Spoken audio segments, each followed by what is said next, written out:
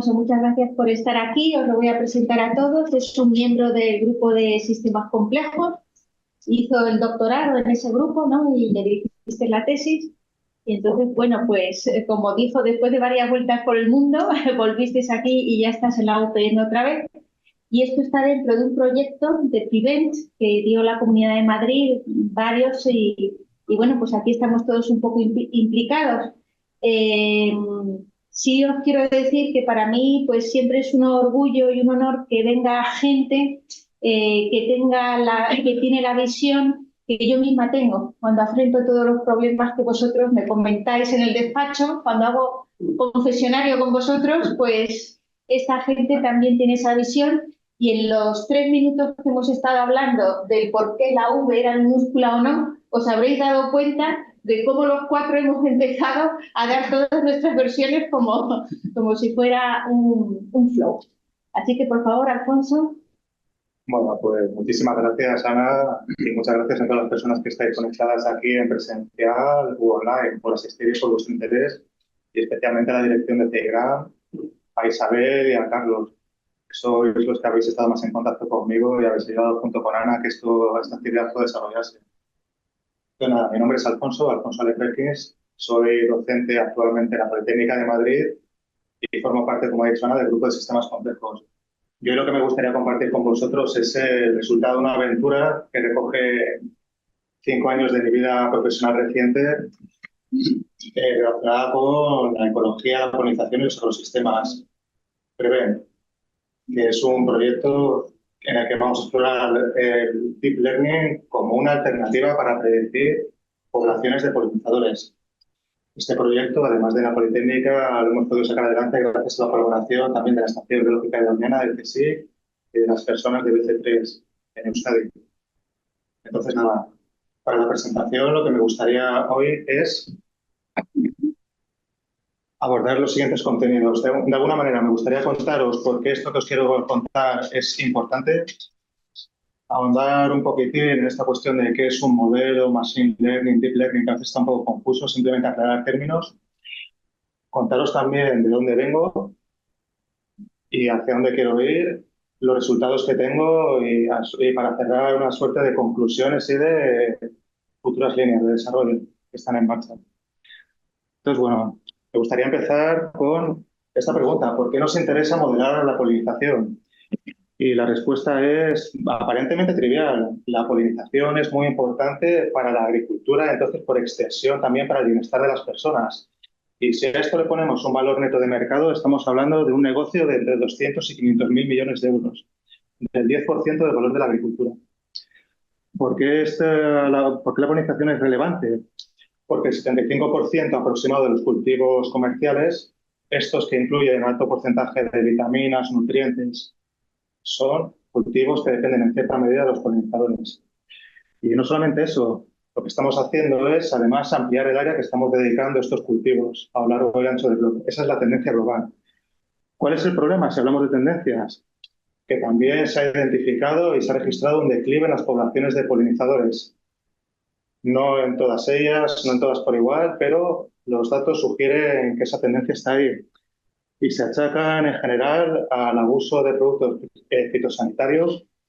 Por otro lado, también a la aparición de nuevas plagas parásitas que se están aprovechando los polinizadores, la simplificación de los campos de cultivo y, como otro factor importante, el cambio climático, que está ahí.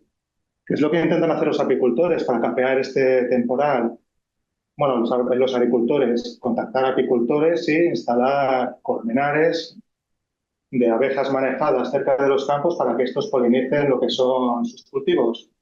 Sin embargo, me gustaría compartir y hacer énfasis en que esa solución no es del todo redonda, y no lo es porque como una especie no puede sustituir a las 1000 que tenemos en España.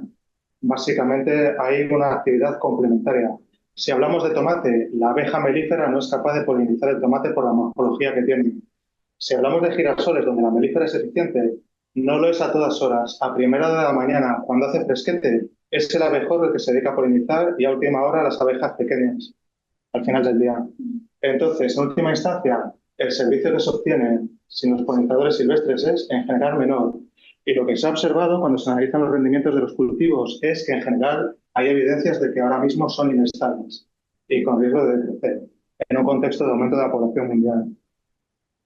Entonces, claro, ante este escenario un poco dramático y crítico desde el punto de vista de seguridad alimentaria y también de bienestar para las personas, la Unión Europea, a través de la Comisión, ha puesto en marcha una iniciativa para intentar monitorizar las poblaciones de polinizadores, que de alguna manera revierten en lo que es nuestro Pacto Verde Europeo y también en nuestra Estrategia Europea de la Biodiversidad.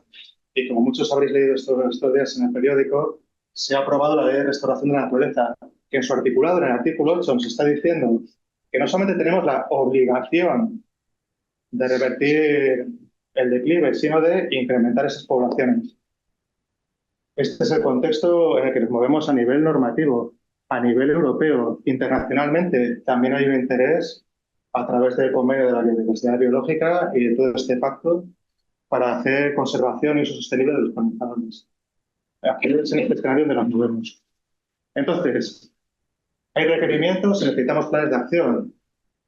Al final el objetivo es muy claro. Tenemos que restaurar las poblaciones de polinizadores silvestres. Y hablo de silvestres porque son las que no controlamos nosotros, las que dependen del paisaje, no de los apicultores, con objeto de llegar a una solución de win-win, mayor rendimiento de los cultivos, con todo tipo de intensificación, mejorar el funcionamiento de los ecosistemas y, asimismo, restaurar la biodiversidad.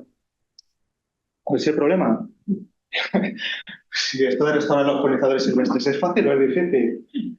Pues la verdad es que la respuesta es, como en mi grupo de investigación, compleja. ¿Y compleja por qué? Pues porque básicamente lo que no tenemos son todas las piezas del puzzle.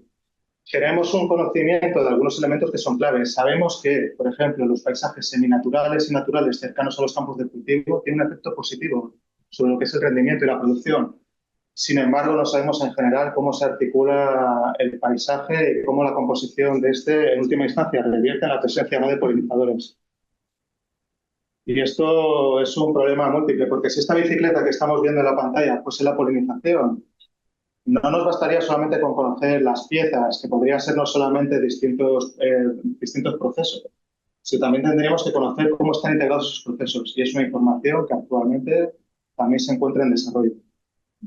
Entonces, ante esta tesitura de no tenemos una noción clara de cómo es nuestra bicicleta en la realidad, pues la opción que tenemos ahora mismo en nuestras manos es modelar, hacer una representación simplificada de la realidad e intentar obtener explicaciones, estimaciones a partir de ella. Pero me gustaría insistir, no nos basta con tener un modelo, tenemos que establecer, y es lo que nos demanda Europa ahora mismo, un ciclo de predicción, un ciclo que comience con una hipótesis de cómo funciona la polinización, que dé paso a un modelo. Ese modelo tiene que tener su incertidumbre cuantificada, porque es lo que necesitan los que toman decisiones para poder hacerlo de manera informada. Se tiene que generar la predicción, se tiene que comunicar a las autoridades. Esa predicción se tiene que evaluar con datos que estemos extrayendo de esquemas de monitoreo a nivel transnacional y, en última instancia, actualizar el modelo y con eso repetir el ciclo. Ese es ahora mismo el horizonte hacia el que se encamina Europa, al menos en los proyectos europeos en los que participo, y es la única herramienta y alternativa para mejorar la gestión de la polinización en los esquemas europeos y también a nivel global. Entonces, este es el escenario. Nosotros hoy vamos a hablar de un trozo muy pequeñito, que es el de la construcción de modelos, una herramienta más dentro de este esquema global. Entonces, lo que me gustaría compartir con vosotros es, cuando hablamos de modelos, qué opciones tenemos y si tiene sentido o no probar el deep learning. ¿Vale? Explicando en qué consiste esto de manera sencilla. Cuando queremos modelar, la primera pregunta que tenemos que responder es modelar, vale, estupendo. ¿Qué quieres modelar? Si hablas de polinizadores, tiene muchas alternativas. Presencias o ausencias de polinizadores silvestres, está o no está en un punto donde mides. Oye, lo que quieres saber es la abundancia, tasas de visitas, cuántas visitas reciben por flor. Y realmente lo que se intenta es modelar las tasas de visitas, porque existe una relación ahora mismo no lineal, pero positiva, que indica que cuantas más visitas recibes, mejor es la producción. No hasta un límite indefinido. Esta tendencia, como podéis ver en la gráfica, satura. Satura pues porque las plantas tienen un número determinado de óvulos y ya está. No se puede incrementar más allá de eso. Entonces, Queremos medir tasas de visitas. Muy bien. Necesitamos entonces, ¿qué es lo que queremos? Queremos un modelo, esto es una función matemática. Nuestro objetivo, ¿qué? A partir de datos como mapas de cobertura, temperaturas, humedad, cosas que sean fáciles de medir, que estén de acceso público, nos permitan meterlas dentro del modelo y obtener ese dato que estamos deseando. Ese es el objetivo. ¿Cómo construimos esta función matemática? Grosso modo hay dos esquemas. Por un lado tenemos los modelos mecanicistas, modelos informados por teoría ecológica o agroecológica, y por otro lado, modelos basados en datos. Dentro de la primera aproximación, lo que tenemos son un modelado donde se describe el comportamiento de los insectos con ciertos grados de complejidad, dependiendo del modelo que se esté manejando, que nos van a informar pues, de cuáles son sus preferencias para nidificar, cuáles son sus preferencias de alimentación, cómo son sus tendencias cuando viajan desde el nido hacia las zonas de alimentación. Y esto pues, va a tener ventajas importantes. La primera es que sus resultados van a ser muy fáciles de interpretar y van a encajar bien con lo que es nuestro conocimiento teórico. El inconveniente es que para poder operar estos modelos, yo necesito tener un conocimiento experto, un conocimiento que me diga, por ejemplo, qué atractivo, cuán atractivo es para una abeja el girasol. Y tengo que cuantificar eso para poder dárselo de insumo al modelo. Cuantificar cuál tiene que ser el tamaño del bicho para poder visitar tal campo. ¿Cómo lo mido? Pues tienes que mirar la distancia intertegular, tienes que mirar tal o cual otro parámetro. Sin expertos no lo puedes hacer. ¿Y cuál es el problema de los expertos? Que normalmente saben de aquello en lo que son expertos. Y esto en general en el ámbito de la colonización nos restringe a unas regiones muy concretas del mundo. Por otro lado, tenemos entonces otra alternativa. No todo se agota ahí. Tenemos modelos basados en datos, donde utilizamos la inferencia estadística para encontrar tendencias dentro de los datos en las condiciones ambientales que nos permitan de alguna manera estimar esas tasas de visita que para nosotros son objetivos, a partir de un proceso de entrenamiento. La ventaja, en principio y aparentemente, no necesitamos conocimiento experto. Y digo en principio porque tú, cuando quieres meter variables, deberías ser cuidadoso si estás haciendo un modelado para seleccionar cuáles pueden ser de interés en tu sistema. Y eso normalmente lo informa personas pues, expertas. El inconveniente, sacar información de estos modelos más allá de los puntos donde los has entrenado es dudoso. O sea, no son fiables más allá de una recibir entrenamiento y luego tienen también una desventaja clásica y es la de ser difíciles de interpretar. Su interpretabilidad suele ser baja. Bueno, y en estos esquemas de modelos basados en datos de Machine Learning, que no son todos, pero son los que vamos a revisar hoy aquí, me gustaría de alguna manera puntualizar qué significa ese aprendizaje, entre comillas. Ese aprendizaje automático, en realidad, como hemos venido adelantando, simplemente consiste en estimar una fórmula matemática. Y esa fórmula matemática va a tener que cumplir un par de requisitos claros. Van a ser, en primer lugar, dado un conjunto de datos de entrenamiento que yo he recopilado, mi fórmula matemática debería ser capaz de producir un resultado que se parezca muy mucho al resultado que he registrado. Y luego, el otro requisito importante a un buen modelo sería que si cojo otras entradas similares, diferentes a las que he utilizado para entrenar, que provienen de la misma distribución estadística, es decir, no son totalmente diferentes. Bueno, o sea, que provienen de la misma distribución estadística. Deberían proporcionar resultados que en general sean correctos la mayoría de las veces. Esos son los dos requerimientos. Debajo de todo esto asumimos que existe una función real que describe los insumos, las variables de entrada, los mapas de cobertura, las temperaturas y la polinización. No tenemos ni idea de cuál es, recopilamos datos, buscamos unas funciones que pueden ser hipótesis. Yo creo que es una relación lineal, pero fíjate, yo creo que es lineal y satura. No, mira, yo creo que es tal o cual. Con esas hipótesis utilizas un algoritmo de optimización que ajusta los parámetros de tu ecuación, lineal o no lineal, o el modelo que sea genérico, y obtienes una fórmula matemática final. Ese es nuestro modelo.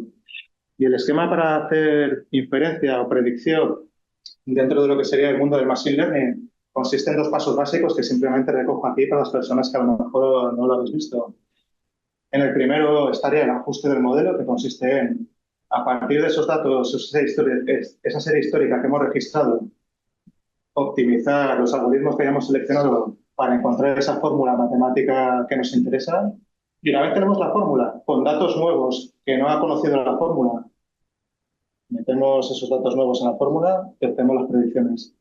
Y es muy importante que estos dos conjuntos de datos, la serie histórica y los nuevos, estén completamente separados, para no hacer trampas, básicamente, que no exista el data leaking. Entonces, esto sería el entrenamiento de modelos y la predicción. ¿Y qué es eso que se denomina aprendizaje profundo en el mundo de lo que es la inteligencia artificial? Sería un subcampo básicamente del machine learning que hemos descrito.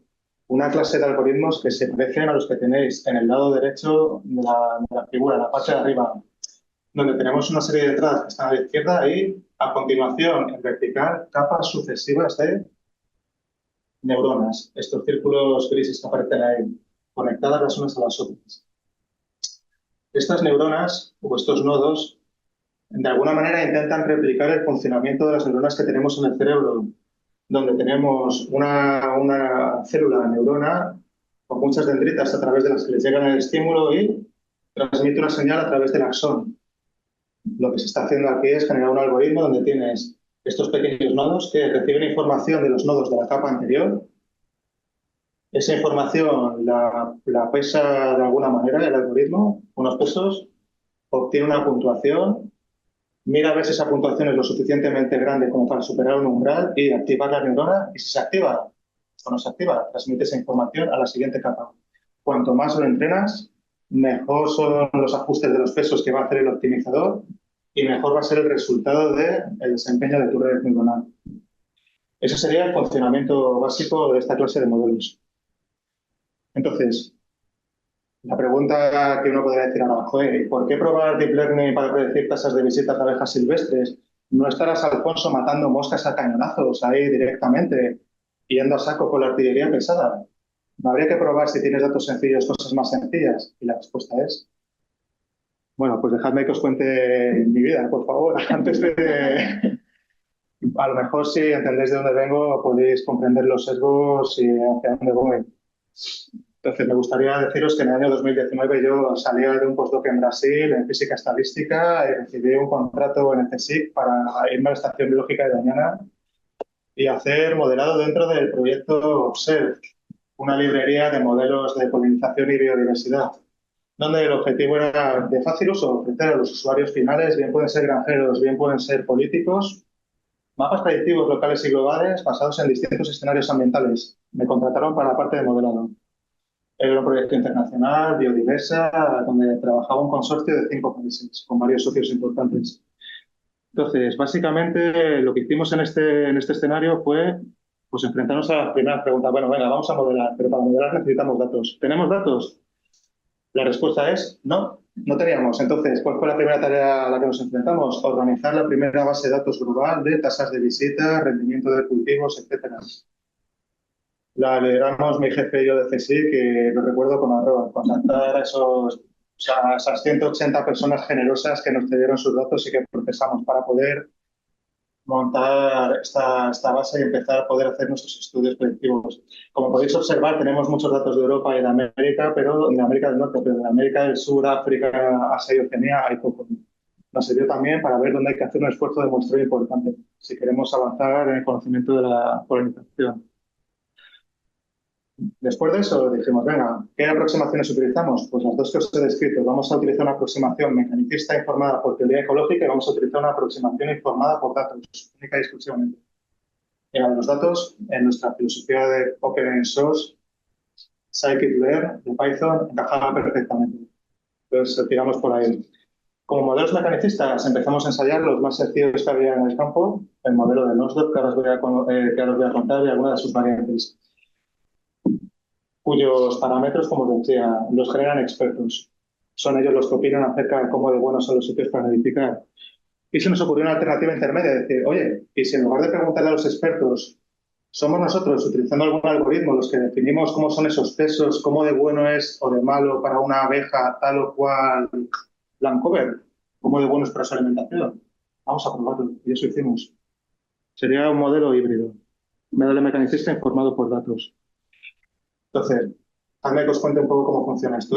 La historia es sencilla. En el lado izquierdo tenéis un mapa de cobertura con distintas coberturas. El terreno está libre, cultivos orgánicos, agua, etcétera.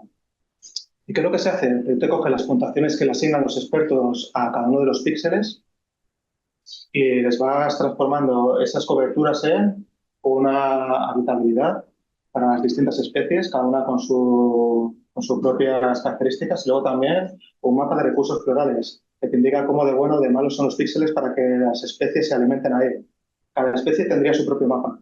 Y luego, a partir de estos mapas por especies, ¿qué es lo que haces?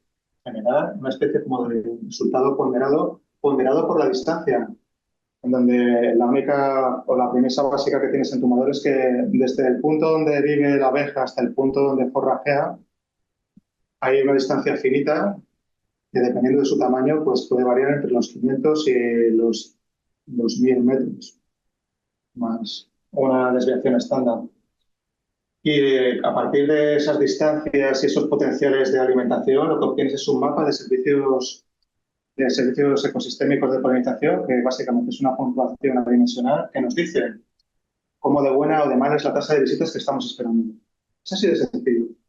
¿Cuál es este otro escenario de modelo mecanicista pero informado con datos derivados informado con datos? Cogimos mapas de estos, fabricamos algoritmos genéticos, le dijimos, venga, fabrícate unas tablas de experto y evolucionalas durante varias generaciones. Y selecciona el 5% de las mejores tablas y vamos a ver ese 5% qué tal se desempeñan, si pueden competir o no con el conocimiento experto. Y eso hicimos. ¿Vale? Entonces, esto sería el modelo mecanicista. Para obtener los datos, como teníamos puntos que estaban en África y en regiones donde, por ejemplo, la base detallada que tenemos en Europa, Corine, no tiene datos, fuimos al producto de Copernicus, que es un mapa un poco más crudo de píxeles de 100%, que tiene una resolución lo suficientemente pequeña como para que observar desplazamientos de las abejas dentro de los píxeles. El desplazamiento mínimo sería unos 500 metros. Mínimo sería un cero, pero bueno, hasta 500 metros. Y que cubre todo el planeta. Y entonces, para los distintos puntos de Observe, que eran 3000, luego hicimos una prueba y seleccionamos 1000, pues lo que extrajimos fue la información de cobertura que podéis ver en la pantalla. Primero teníamos, como en las dos pantallas de la izquierda, los mapas de Google Maps, por ejemplo, donde hay un campo ilustrado y de ese campo con Copernicus sacamos la información de unos 19 por 19, que son unos 2000 metros para abejas pequeñas, en este caso aquí representado. Y veíamos en cada uno de los píxeles el porcentaje que teníamos de cada una de las coberturas: terreno sin nada, construido, cultivos, hierbas. Y es lo que se observa en el lado derecho de la imagen, para las distintas coberturas. En total, 9 coberturas. Entonces, esto es lo que hemos utilizado para obtener información de coberturas y de mapas.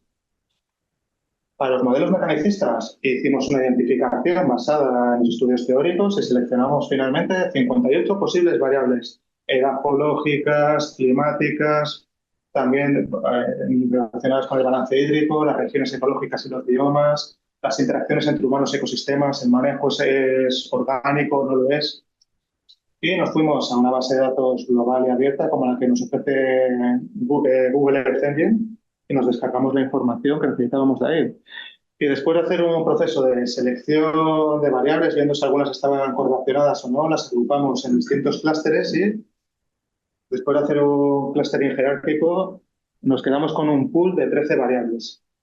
13 variables que en principio representaban los distintos objetos, las 58 que habíamos identificado como importantes. Estas las pasamos a los 55 modelos que habíamos encontrado en la librería de Scikit-learn y obtuvimos tasas de visita. Y entonces ahora viene la parte un poco divertida. ¿Y qué pasó? ¿Qué observamos al testar todo esto? Entonces, bueno, os cuento. El modelo mecanicista mostró, bueno, a ver, para hacer análisis no hemos sido súper ambiciosos. Lo que hemos dicho es, tenemos los sitios donde se producen más o menos visitas. Lo que nos gustaría es que si ordenamos esos sitios, nuestro algoritmo sea capaz de proporcionarnos una lista que esté igual de ordenada, que tenga el mismo ranking. Eso, en terminología un poco más pedante, sería la Rho de Spearman, que te dice cómo de bien o de mal está ordenado el ranking comparado con las observaciones. Y lo que observamos en el caso de los modelos mecanicistas es que, en general, haciendo algún apaño donde podíamos incluir la información de la actividad de las abejas, podíamos encontrar un acierto en el ranking de 1 de cada 5 veces, menos de un 20% de error de Spearman. Cuando utilizamos las tablas inferidas de datos, el resultado fue cero patatero. La red de Spearman fue plana, esta curva de aquí. Cuando utilizamos los modelos de Machine Learning operados con estas 13 variables que habíamos identificado, el resultado fue razonablemente satisfactorio, 56% en los rankings. Ordenamos casi un poco mejor de la mitad. Entonces, bueno, como moderador del proyecto yo me quedé pues, un poco preocupado, porque además lo había llevado junto con mi jefe un poco la iniciativa de estas tablas inferidas de datos y fueron un auténtico fiasco. Y hubo un momento en el que me dije, a lo mejor lo que sucede es que el modelo es demasiado sencillo y simplemente es eso, y no podemos capturar lo que está sucediendo ahí utilizando una regla que tiene que ver con el decaimiento de la distancia y unas puntuaciones que pues un poco pueden estar sesgadas. Y de hecho descubrimos que estaban sesgadas, pero decíamos muy bien en los ecosistemas mediterráneos y los de Estados Unidos, pero en Pacífico y Asia, pues no, ninguna sorpresa. Entonces dijimos, Nacho, yo creo que podemos clasificar, a lo mejor existe alguna opción de que le demos un mapa a un algoritmo, que el algoritmo mire el mapa y pues nos diga si ese es un sitio bonito con potencial alto de polinización o no. Y esto es un problema de clasificación de los de toda la vida, de los que se llevan resolviendo ya más de una década. Tienes la imagen del gatito ahí y tienes distintas categorías, como los pandas, los perretes, los gatos, y tu pregunta es, oye, dada esta imagen, ¿qué categoría pertenece? Simplemente es eso. Dado este mapa, ¿va a ser alto o bajo el rendimiento de polinización? Esa es la pregunta. Entonces, ¿somos buenos clasificando cosas? Ha habido durante el 2017 una competición, sí, se llama ImageNet, donde había una base de datos de 14 millones de imágenes, 20.000 categorías, o sea, una pasada. Y los mejores equipos de inteligencia artificial se presentaban a competir con sus mejores algoritmos. Os cuento un poco el resultado de lo que fueron la evolución de la competición. La competición murió de éxito. Os cuento. En el año 2010-2011, cuando empezó la competición, normalmente pues, las máquinas se equivocaban pues, cerca de una cuarta parte de las veces. De repente, en el año 2012, ¡buah!, se produce un salto cualitativo en lo que es el rendimiento de la detección. Fue una red, AlexNet, una red de 8 capas. El primer algoritmo de Deep Learning que participó aquí con la característica que luego vamos a explorar. Y a partir de ahí, la competición fue creciendo hasta que llegó un punto donde el error que detectan los humanos es muchísimo más alto, y hablo del error de los clasificadores profesionales, mucho más alto que el que tienen las máquinas. Máquinas clasifican mejor, y eso que somos buenos los humanos haciendo esto. ¿Cuál es el secreto de todo esto? El secreto es convolucionar. Las imágenes, las fotografías en general tienen muchas partes. Tú no puedes coger una imagen grande y meterla dentro de una red. Claro que se intentaba hacer al principio. Con imágenes grandes no tienes tantas neuronas ni capacidad de cómputo como para poder procesar de manera eficiente todo esto. Entonces, se dieron cuenta básicamente de que las imágenes tienen muchos píxeles, como las regiones que están resaltadas, que son muy parecidos y a lo que les rodea.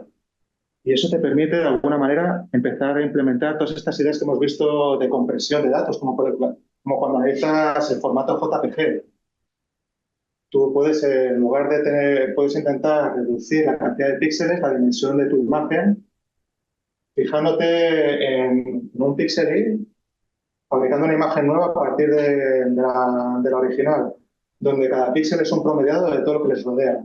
Es un poco lo que se ve en el lado izquierdo de la pantalla, donde tenéis el ejemplo de un filtro donde hay una imagen normal y al hacer un promediado aparece un efecto borroso, el blur. Y aquí lo único que se ha hecho es que todos los píxeles que te rodean, como podéis ver en el lado izquierdo donde pone kernel, valgan un noveno. Tienes 9 celdas alrededor, que todas valgan lo mismo. Eso es blur. Se utiliza en JPG. ¿Qué se les ocurrió? Utilicémoslo también para reducir la dimensionalidad de acceso a nuestras redes. Tenemos una imagen de entrada como la que podría estar en el lado derecho. Le aplicamos un filtro, también denominado kernel. Vamos a obtener un único punto que va a representar a los 9 que teníamos ahí. Y eso es lo que alimentamos.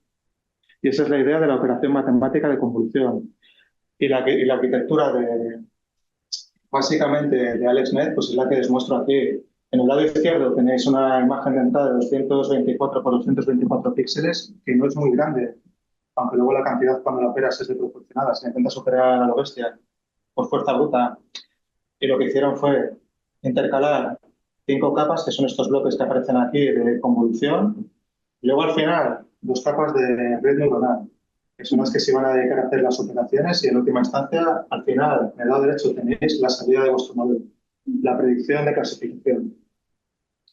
Esto es AlexNet. Entonces nuestra pregunta es ahora si se podrían clasificar los paisajes. Como os he dicho, o sea, tengo un mapa, lo doy, podemos obtener información acerca de si va a haber un potencial de polarización alto-bajo. Pues mi hipótesis es que sí. Si tú renuncias a las reglas simplificadas, mecanicistas e inferidas de teoría ecológica y te das libertad, se pueden inferir nuevas reglas para combinar las coberturas de los mapas, estos que estábamos mismos, que empleábamos con Observe, utilizando redes convolucionales para averiguar cuáles serían reglas óptimas de combinación para reproducir mejor los resultados. Mi hipótesis es que dándonos esa flexibilidad, también los modelos que estaban basados exclusivamente en coberturas terrestres, ajustados con una red neuronal, deberían ser mejores que los que estaban informados por esta teoría ecológica muy simplista. Hay modelos mucho más sofisticados. Te hablo del modelo sencillo. Y luego más, mi hipótesis también, la tercera y última, es que si tú combinas estos modelos de coberturas con otros modelos que funcionan con otro tipo de datos, el resultado neto de la combinación posiblemente sea mejor que los modelos aislados, trabajando independientemente. ¿Y qué es lo que hemos hecho? Pues básicamente testarlo. Entonces, aquí os presento un modelo de red neuronal alimentado con lo que serían los 9 Langkovers de Copernicus, donde lo único que hemos hecho ha sido generar 6 capas de convolución, como las que tenía básicamente AlexNet, y luego al final una única capa de agregación de resultados. AlexNet tenía 2, la nuestra solo tiene 1. Y una vez se hace el agregado, tenemos aquí una salida, que sería la tasa de visitas esperada. ¿Cuántos insectos van a visitar por unidad de tiempo una flor? Para intentar obtener un modelo combinado, hemos cogido la siguiente aproximación. Los datos que teníamos y los hemos enviado, por un lado, los datos que son mapas y las otras propiedades del suelo, etcétera. Una parte, la de los mapas, al modelo este de la red neuronal y la otra al modelo que mejor resultado había dado en el proyecto Observe. Y luego hemos cogido un tercer modelo, un tercer algoritmo, que es este que está representado en verde, que coge las predicciones de esos dos, las opera y nos da un resultado de tasa de visita. Este algoritmo en medio es una pequeña red neuronal. De hecho, y los hemos puesto a trabajar. ¿Y qué es lo que hemos visto cuando hemos ensayado estos dos modelos que os he presentado? El modelo que es netamente para land covers, de repente nos ha dado una Rho de Spearman de 0,44, un coeficiente de determinación de 0,12. Si esto lo comparamos con los resultados que habíamos visto previamente, donde el mejor modelo mecanicista era capaz de ordenar bien, a duras penas, el 20% del ranking, aquí hemos duplicado el resultado, con una red súper sencilla, sin ninguna filigrana. Si comparamos con los modelos de Machine Learning, hemos visto que es capaz de superar simplemente esto a algunos de los que ya habíamos seleccionado como de los 3 candidatos mejores. Pero no somos capaces de batir al mejor de todos ellos, que tenía una correlación de Spearman de 0,56. Vale, hasta bien. El otro modelo, el modelo este de stacking, apilamiento, hemos visto pues que es capaz de mejorar el resultado anterior y ahora conseguimos obtener una Rho de Spearman del 64%. O sea, ordenamos bien 2 de cada 3 veces. Y esto ya nos coloca pues en una posición en la que hemos encontrado alternativas para, de alguna manera, combinar las predicciones de los dos tipos de modelos, el de coberturas y el modelo este de otro tipo de datos, para mejorar los resultados previos que había en todo tipo de modelos. No nos hemos quedado aquí, también queremos hacer ciencia y obtener información que nos pueda servir para avanzar nuestra teoría y nuestro conocimiento ecológico. Y entonces, en ese escenario, lo que nos hemos fijado es en qué activa las neuronas. Tú le das un mapa y qué hace que un cierto axón transmita una señal o no a las siguientes capas. Hemos extraído imágenes de lo que produce las activaciones en las primeras capas del modelo, las hemos comparado con las entradas. Las entradas son las que tenéis a la izquierda y las activaciones a la derecha de las neuronas. Y hemos visto que, en general, por ejemplo, aquí he resaltado dos ejemplillos. Son capaces de identificar patrones que nos recuerdan muy mucho a lo que está dándole el alimento. O con otras palabras, está siendo capaz de capturar detalles de los mapas como bordes y esquinas, donde se producen cambios fuertes de cobertura, cosa que el modelo mecanicista clásico no era capaz de hacer. ¿Podemos decir más? No lo sé, podemos intentarlo. Y lo que hemos intentado ha sido lo siguiente.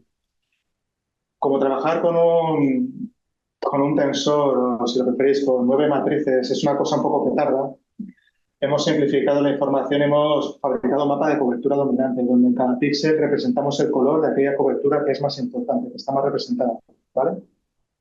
Y esto lo hemos hecho para todos los puntos de entrada de nuestro modelo, o sea, todos los datos de test. Y hemos hecho una propagación de lo que serían los pesos que utiliza el modelo para asignar importancia. Hemos de alguna manera registrado cuáles son los píxeles de la imagen original que son importantes para nuestra red neuronal.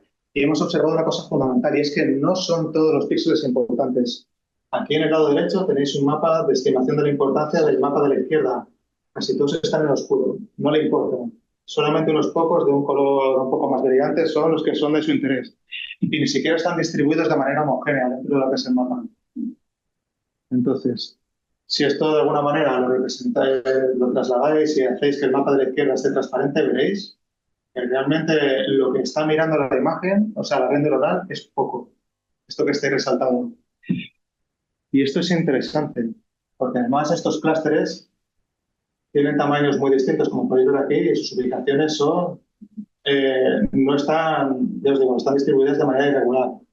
Para poder hacer una exploración de lo que está sucediendo aquí, hemos hecho un análisis estadístico de la información. Por ejemplo, aquí hemos analizado las distancias en las que están los clústeres, los píxeles, su importancia, cómo son las coberturas dominantes de cada píxel, la cobertura dominante de cada clúster, y hemos visto, pues en general, que aparecen efectos no lineales cuando analizas todos los resultados con los que han trabajado nuestras redes. Por ejemplo, en la cobertura esta de cultivos, como podéis ver aquí en la primera fila, segunda columna, la mayor parte de los clústeres que son importantes tienen un tamaño medio y bueno, aquí no se ve, pero está a una cierta distancia de lo que es el centro. Y vemos, bueno, entonces hemos hecho simplemente un análisis estadístico de esto y un modelado más clásico de modelos generalizados mixtos. Y a partir de ellos hemos podido inferir una serie de pequeñas reglas. La primera es que si un píxel está muy alejado del mapa o en un grupo muy grande, su importancia va a tender a ser cero. En general hemos observado eso para la red neuronal.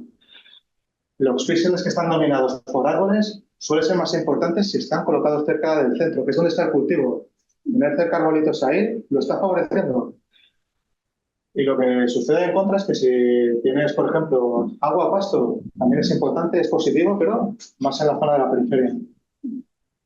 Por otro lado, también nos ha informado el análisis de la importancia de que la existencia de conglomerados cubiertos principalmente por áreas construidas, cultivos, pasto y alguna masa de agua permanente, también puede tener un efecto positivo dentro de lo que sería nuestro modelo. Y básicamente esto es muy interesante porque coincide con algunos de los apuntes que se traslada a los modelos de mecanicistas más importantes, bueno, más complejos que los que hemos analizado aquí. Pero se está viendo cosas que tienen sentido. Entonces, para recapitular conclusiones, futuras líneas de investigación, la primera y más importante, los modelos con redes neuronales son una alternativa versátil para desarrollar estos ciclos predictivos que, insisto, se nos están imponiendo y son necesarios por sus repercusiones claras y que se van a utilizar para informar la gestión de recursos naturales y revertir el declive de polinizadores. Aunque nosotros hemos tenido pocos datos para trabajar y nuestros resultados adolecen de eso, porque estos algoritmos necesitan muchos datos para poder funcionar bien. La buena noticia es que todos estos esquemas de monitoreo que se están implementando nos van a proporcionar aquello, así que esta herramienta acabará siendo viable. Nuestros ensayos también de validación muestran que los modelos que empleamos con redes convolucionales, al procesar los datos de cobertura y de otras variables, pueden mejorar los resultados previos, al menos los que habíamos venido manejando en mi proyecto europeo, bueno, mi proyecto europeo donde me contrataron. Y luego, en última instancia, pues nada, simplemente señalar esto que es importante, que las reglas que emplean las redes neuronales sí que tienen en cuenta la configuración y la composición del paisaje para hacer sus inferencias, sus predicciones, perdón. Y sus análisis pueden ayudarnos a hacer avanzar la teoría evolutiva. Yo creo que es una parte muy interesante. Futuras líneas, pues nada, ahora tenemos para poder hablar con los que toman decisiones, cuantificar la incertidumbre del modelo. Este es un requisito esencial. Por otro lado, no lo hemos hecho aquí, pero podemos optimizar la arquitectura de las redes convolucionales para procesar datos de cobertura y mejorar lo que ya tenemos. También podemos estudiar el efecto de procesar datos, pues, por ejemplo, dentro de Europa, donde tenemos rasters que son mucho más detallados, a un nivel de resolución muchísimo mayor, con muchas más capas de cobertura. ¿Qué efecto tiene eso sobre la predicción? ¿La mejora? ¿Cómo respondería un modelo bien adaptado con eso, bien ajustado a eso? Luego, por último, probar arquitecturas más ambiciosas como una combinación de red neuronal con una red neuronal convolucional, como la que tenéis aquí. La red neuronal clásica estaría arriba con los datos estos de Google Earth Engine, la de las coberturas debajo. Y todo esto utilizándose de manera combinada y eficiente para una predicción. Entonces, bueno, esto sería hasta aquí un poco la presentación de este pequeño viaje. Agradezco mucho a mis compañeros del grupo de sistemas complejos el apoyo, la ayuda y las buenas ideas, a Ana María Tarquis, Javier Galeano, Juan Manuel Pastor, y luego también a los compañeros que están en la Estación Biológica de Doñana, BC3, y al grupo pues, que me ha acogido a Radical Community Ecology. Yo soy ingeniero, son ellos los que me han dado un barniz de teoría ecológica y me han ayudado a ingeniería industrial, ¿no? O sea, nada que ver con... gracias a ellos en la Comunidad de Madrid, este proyecto pues, lo hemos podido poner en marcha. Así que nada, muchas gracias a todos los presentes por vuestra atención y nada, si tenéis alguna pregunta, encantado de responderla.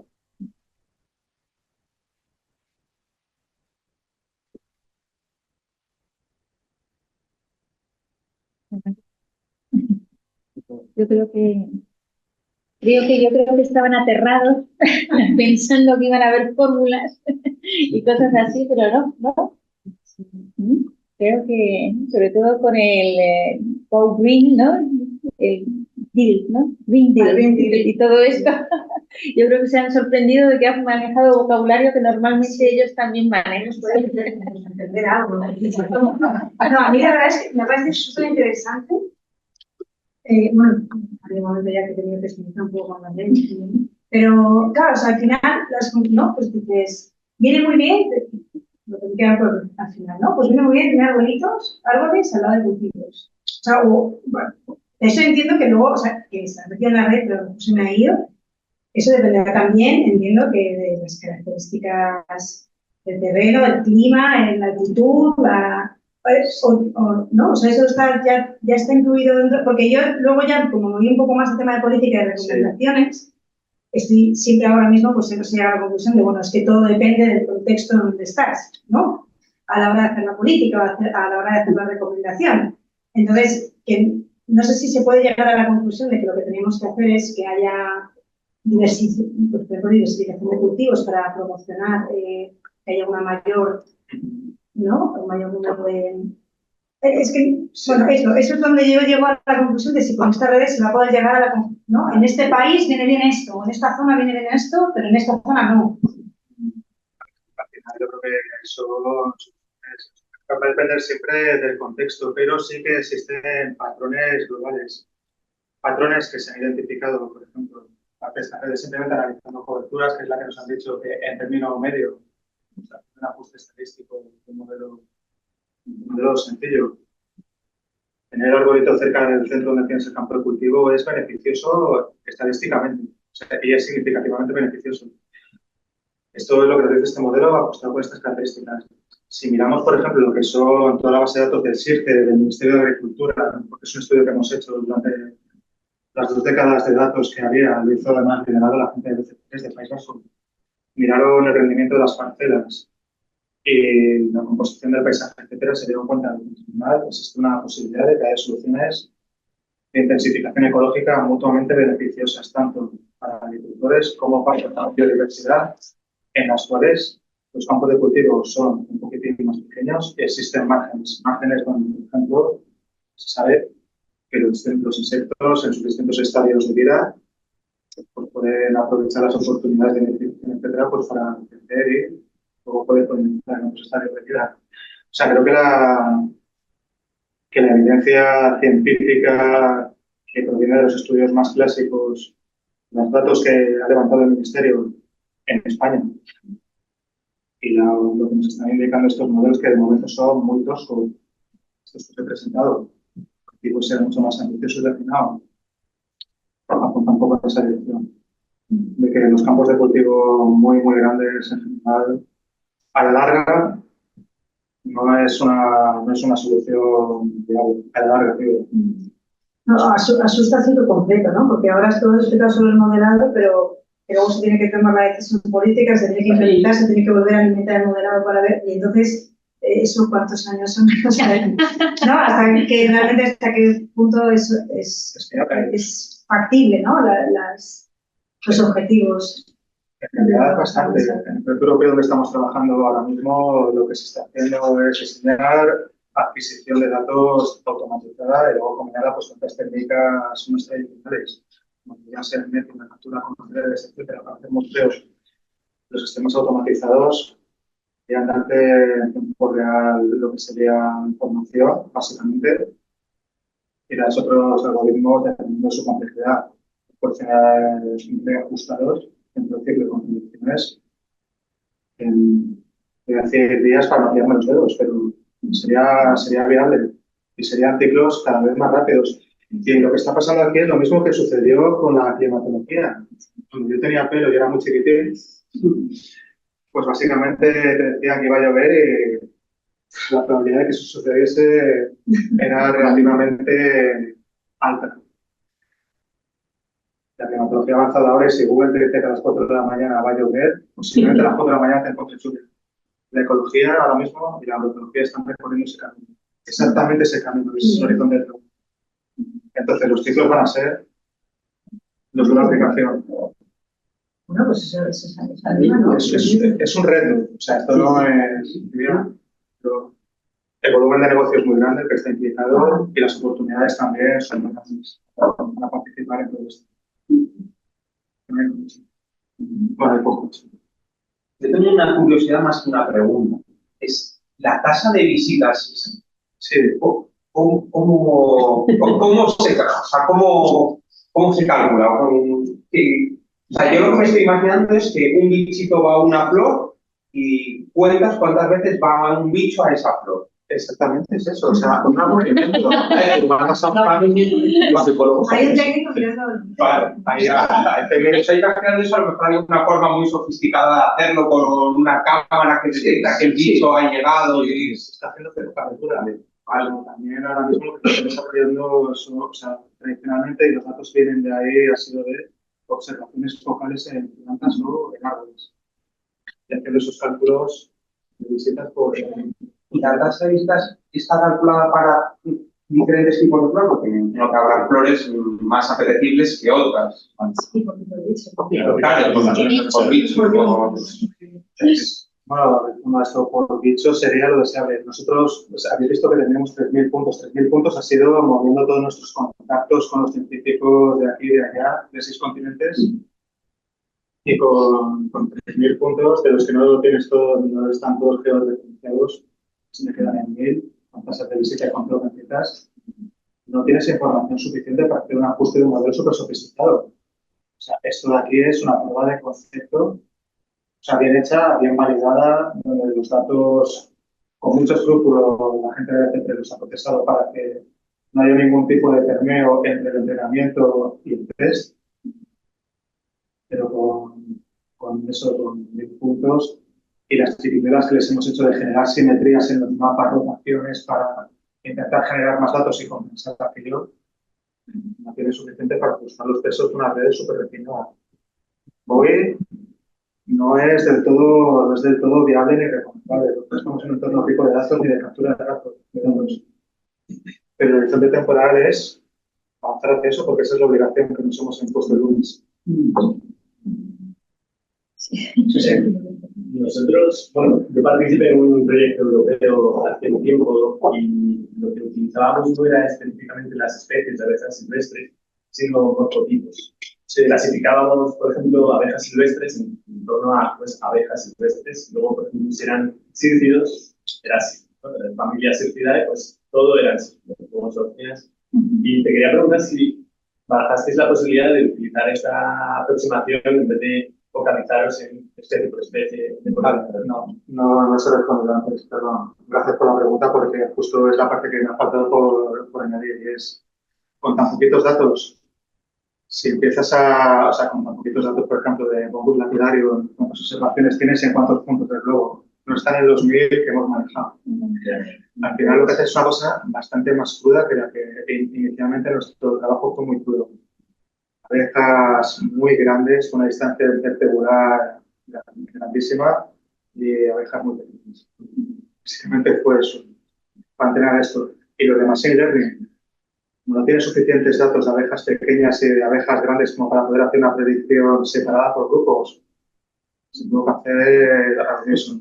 Y luego también hicimos, aquí nos se muestra una predicción para los sífidos. Los sífidos son, para mí, lo que me ha explicado son moscas con pelos, que son muy buenos polinizadores.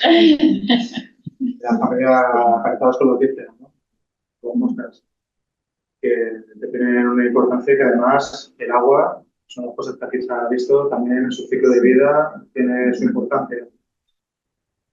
Todo ese refinamiento no lo hemos podido desarrollar de verdad, bueno, de verdad, no hemos podido desplegar con esa resolución taxonómica con insuficiente.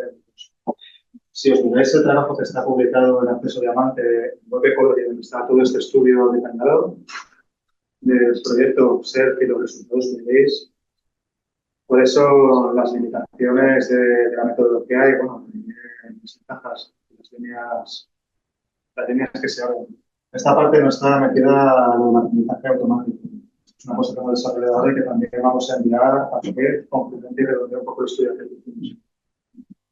Y cuenta también la antena que estamos en el europeo, porque un poco somos la Comisión Europea o la Comisión Europea. Claro, ahora mismo la Comisión Europea ha encargado de EU-POMS, que es el monitoreo de polinizadores a escala europea, transnacional.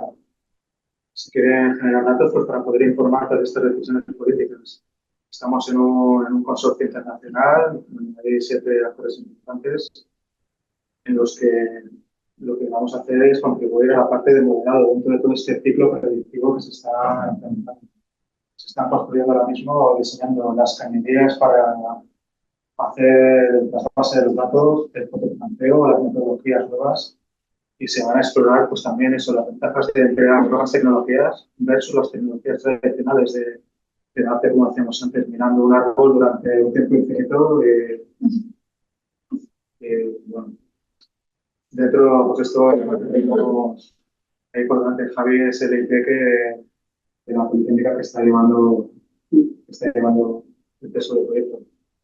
Y Juan Mayor somos... El peso del proyecto lo lleva él, porque yo soy próximo viejo, pero el peso del proyecto lo lleva él. Álvaro Lázaro tiene una pregunta del INIA CSIC, tiene una pregunta desde el online. Si te pones el micrófono te escucharemos todos. Sí, hola, buenas tardes. Hola, buenas tardes. ¿Qué tal? Lo primero, felicidades por la presentación, que ha sido muy fácil de seguir, es muy interesante. Nosotros, o sea, en el grupo de CSIC donde estoy trabajando ahora, de José Luis Gabriel, estamos trabajando en un proyecto de carbono y de cartografía de carbono para toda España. Entonces, la verdad es que nos ha resultado muy interesante, tanto por la parte de escala, de que has trabajado con pues, escala continental o global, y también con las técnicas que has utilizado. Y entonces, en ese sentido, tenía una duda. En uno de los procesos dices que analizas las imágenes y, es decir, la imagen de un paisaje o toda la matriz que has construido con diferentes variables, has hecho pequeños, digamos, las has partido por zonas de tamaño, a lo mejor por grupos de píxeles de 200 por 200 o como si hicieras primeros pequeños cortes de las imágenes para irlos estudiando. Es decir, de todo el paisaje, entiendo que para, por ejemplo, estudiar la comunidad autónoma de Madrid, cogerías diferentes grupos de píxeles o rectángulos de píxeles.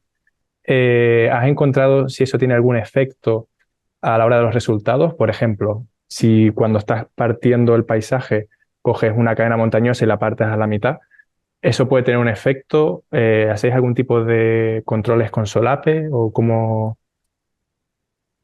A ver, la pregunta es muy buena. Muchas gracias, Álvaro. La respuesta rápida sería si hemos observado que, en efecto, la resolución de los rasters efectivamente condiciona el resultado. Bueno, de hecho, es una de las líneas de trabajo que tenemos ahora, el hacer análisis de cómo cambiaría todo esto con mapas de más resolución y luego también en el caso de utilizar las mismas coberturas que utilizamos aquí ahora con mapas de la misma resolución pero ampliando lo que sería la imagen. Y en el caso de las redes neuronales, una cosa que no está aquí en la presentación pero que al entrenar y testarlo, al entrenar los modelos sí observamos, es que el tamaño sí influía y que en las mismas condiciones rastres más grandes generaban información luego más difícil de generalizar, peores resultados en última instancia. Vale. Pero porque tenemos pocos puntos para hacer el entrenamiento y cuanto mayor sea el mapa de cobertura, pues al final más tienes que simplificar dentro de la red para que aquello se pueda procesar. Bueno, por lo menos poner aquí una propuesta tan sencilla como la que hemos puesto aquí, de manera más o menos eficiente. Entonces la respuesta sería sí, sí que influye. Hemos observado que tamaños muy grandes sí que alteran el resultado del modelo. Y que puedo decir, un estudio que hemos presentado a la Junta de Andalucía ahora, recientemente, que utilizando las cartografías de coberturas que ellos gastan con una resolución mayor y además más land coverage, los resultados de los modelos tanto mecanicistas como de redes neuronales cambian. Y lo de los mecanicistas ajustados por expertos que están trabajando en el contexto andaluz, mejor. Muchas gracias. Sí, sí.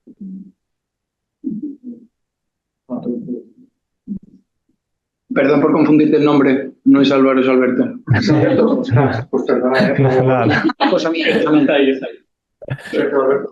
Lo introduje yo mal y creo que por ahí venía el error. Muchas gracias, nada. Gracias por la respuesta.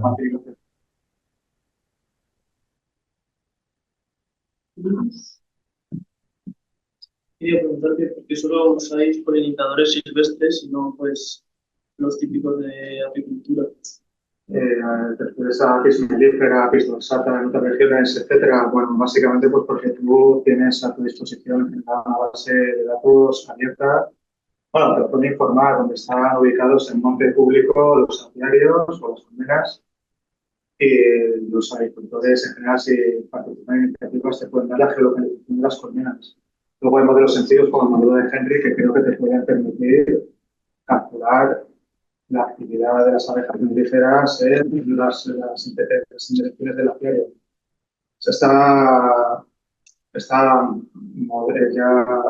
La información está accesible. Y lo que no sabemos es básicamente, porque es lo que detectan los europeos a la hora de tomar decisiones, las esperas cuando tengan que decidir para qué se va a utilizar el suelo, es cómo modificar esta cobertura aquí o a unos pocos kilómetros puede tener un impacto en lo que está registrando de visitas de polinizadores silvestres, que son realmente los que no tienes bien caracterizados. No sabes cuáles son los procesos que lo llevan hasta tu campo más activo también. Sería justo.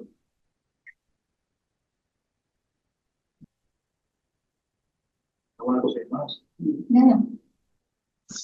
Muchísimas gracias.